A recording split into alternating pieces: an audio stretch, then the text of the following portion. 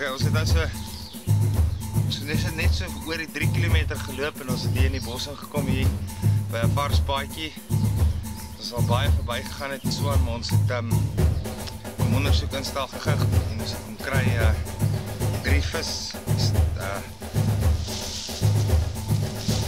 vang dinge.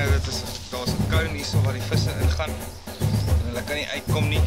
Hier is hierdie een grootte en dan is hier 'n kleiner enetjie in dieselfde werk. Die visies gaan daarin, hulle gooi kos binnekant en hulle los dit daar in die water in die damme en so haal hulle al die vis uit.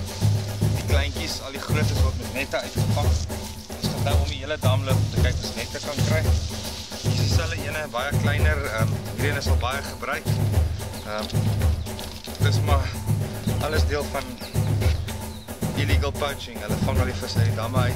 Oor 5 jaar van nou af is ons nie al hierdie goed uithaal nie, is al niks vis oor nie. Maar ja, kom ons kyk wat ons kan kry om die draai. Ons het nou so om die dam gestap en ons het rondgekyk.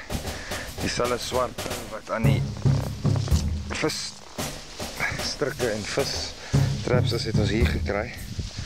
So hulle staan hier en gooi hulle om daar deur die gaatjie dat hy daar in die dam lê met die en om die visse te vang, maar hy is ongelukkig of gelukkig is hierdie een los. Hulle het hom uitgehaal en geskuif.